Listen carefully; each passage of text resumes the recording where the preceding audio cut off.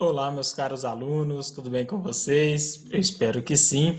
Nós vamos comentar aqui, né, sobre a semana 2 do nosso PET 4 de História. Né, seguindo o exemplo, né, da semana 1, a semana 2 ela traz para a gente, né, dois grandes textos falando sobre as civilizações orientais, né, da China e da Índia, né, que são duas grandes civilizações, né, bem antigas também, e que fazem parte aí, né, da história mundial, que faz necessário, né, a gente comentar um pouquinho delas. Né? E a exemplo da semana 1, aqui nós temos, né, um texto bem resumido, bem explicadinho, né, sobre essas duas civilizações. Então, nós não vamos precisar, né, pesquisar nada por fora além do texto aqui. Então, é uma questão interpretativa, né, da gente debruçar, fazer a leitura desse texto, né, e conseguir, né, interpretar aqui as perguntas e respondê-las. Tá? Então, é isso daqui o exercício que nós vamos fazer. Não vou ler o texto aqui com vocês, né? Mas vocês leiam ele minuciosamente, né? Se quiserem anotar alguma palavra que não tenha ficado compreendida e explicada, anotem e façam, né, uma pesquisa na internet ou me perguntem depois, tá? Então, nós temos aqui um primeiro texto falando sobre a Índia, né, desde a sua fixação, né, até as suas várias dinastias, né, que são sucessões de governos ali, né, de uma mesma família, né, que governaram a China, alguns dos seus principais feitos, né?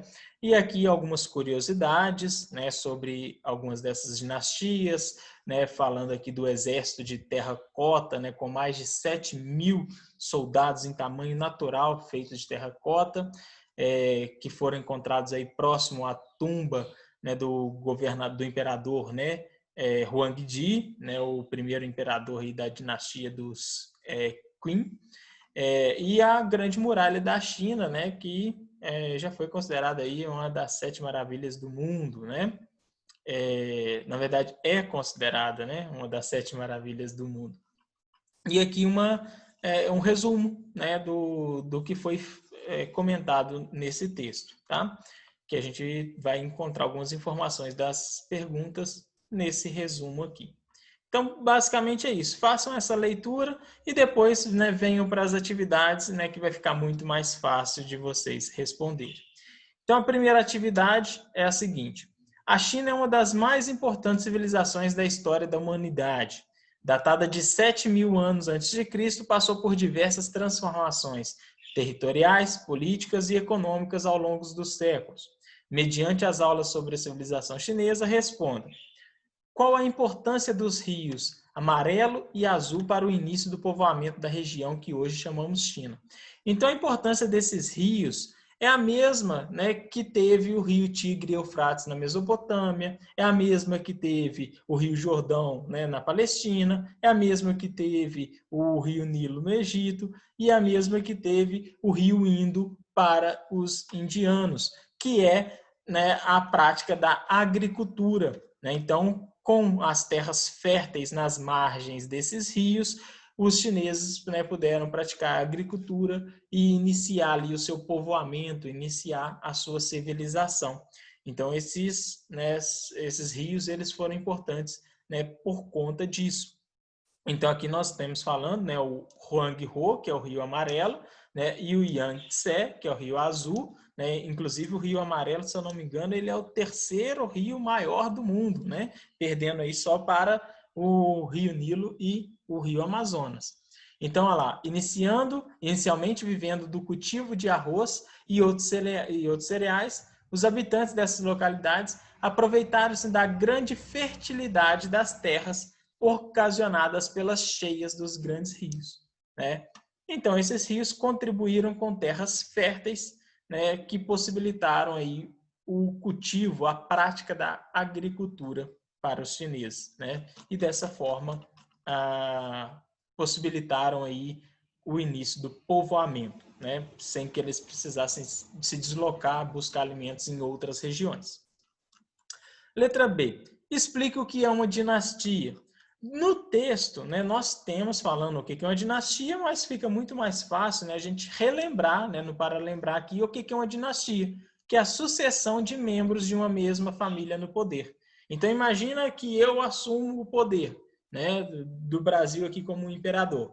Então, Rivelino Miranda. Aí o meu filho, né, Joãozinho Miranda, vai assumir depois de mim. Aí o filho dele, né, o Luizinho Miranda, vai assumir depois de mim. Aí o meu tataraneto, meu bisneto ali, né, o filho do Luizinho vai assumir ali. Então, o Marcos Miranda.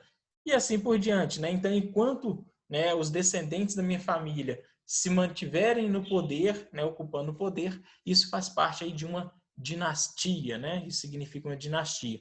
Foi o que aconteceu, né, em vários momentos da China, tá? Em que imperadores, né, membros de uma mesma família, governaram ali por muito tempo.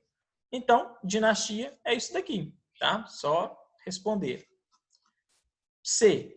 Qual a importância da dinastia Qin para o Império Chinês?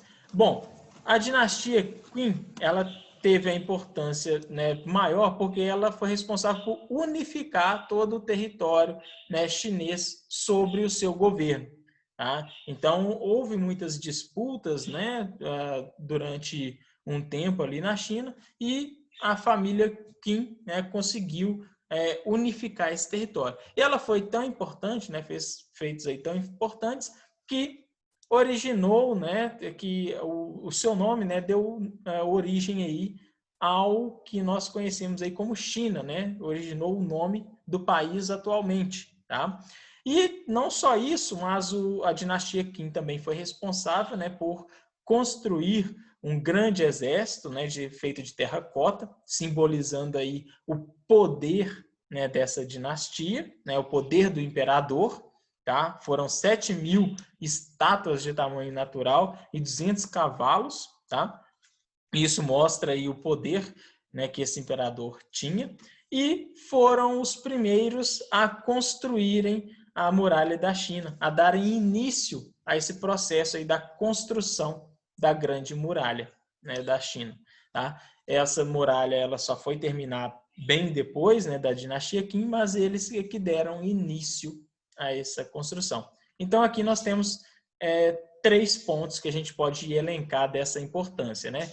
A unificação do território chinês, a construção, o início da construção da Grande Muralha e a construção aqui, né, de um grande exército aí de terracota.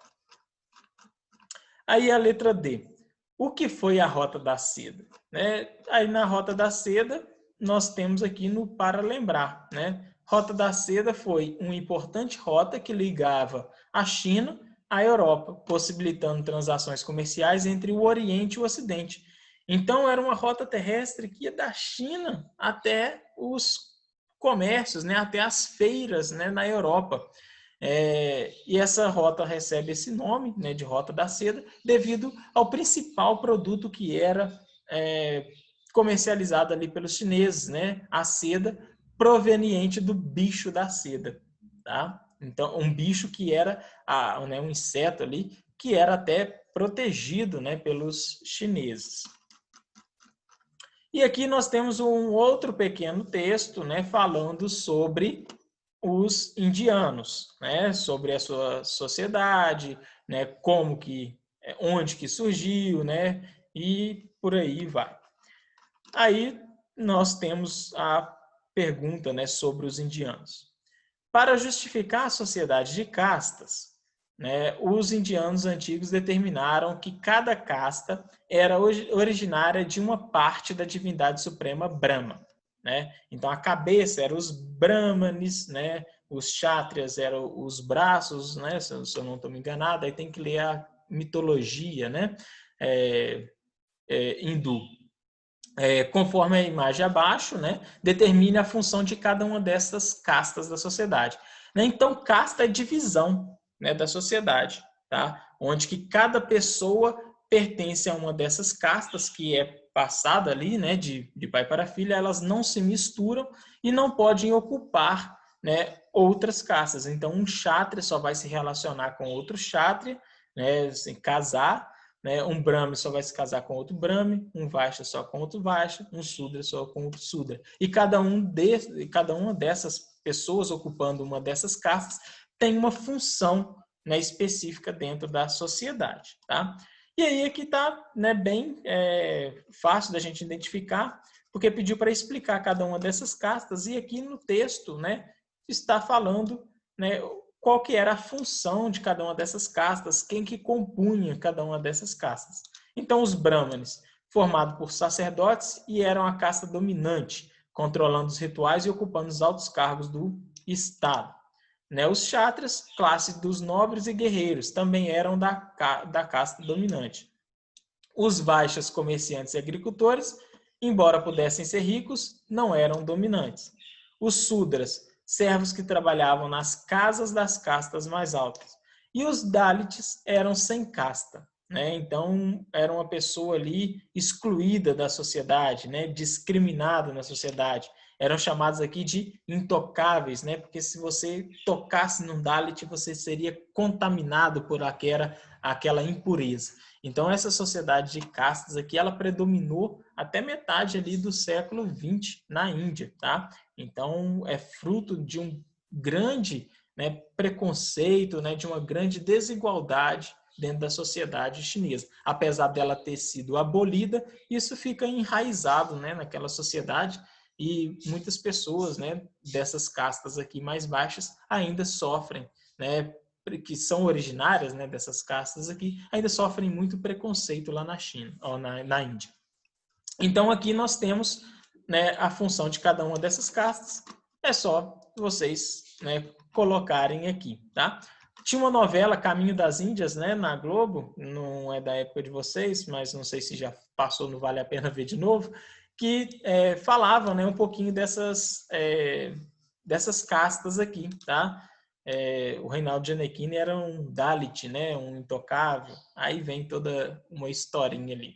Eu vou ver se tem um vídeo das grandes civilizações falando um pouquinho, né, sobre a civilização chinesa e indiana, e coloco na descrição do vídeo aqui para complementar um pouquinho esse assunto. Mas vocês, né, viram que o texto está bem informativo e que todas as respostas, né, todas as informações para responder as atividades, vocês podem encontrar aqui no texto, tá? Então, qualquer dúvida, estou à disposição. Um grande abraço, bons estudos.